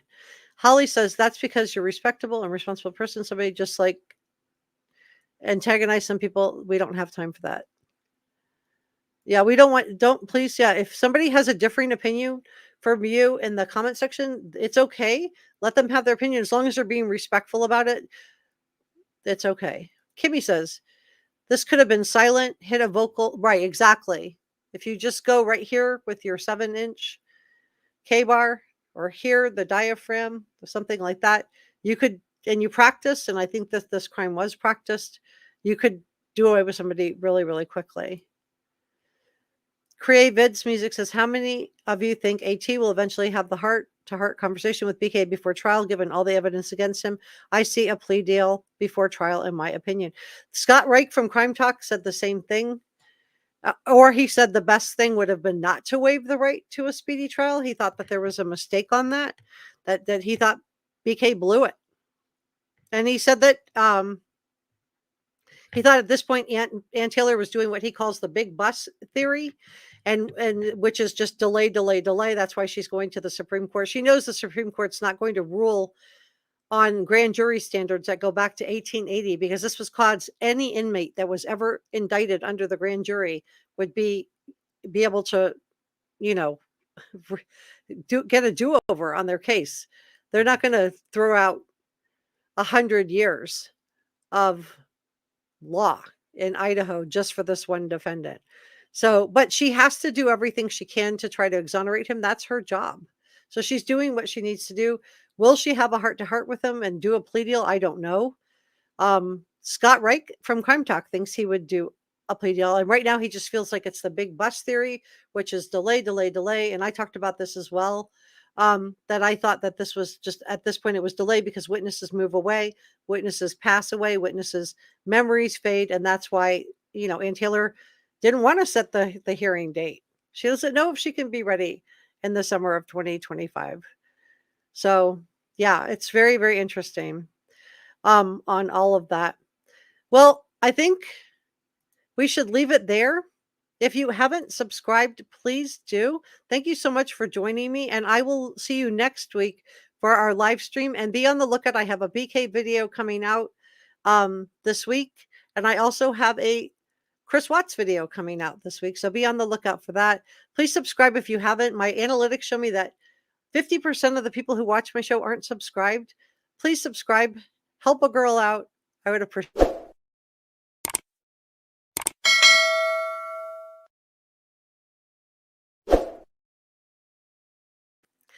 Thank you to our producers. Thank you to all our awesome channel members, to all of our awesome subscribers, to all of our awesome mods tonight, and to our head mod, Sixth Sense Amelia. Thank you so much. I really appreciate you guys. For all of you guys who have subscribed to the channel, I really am grateful for each and every one of you.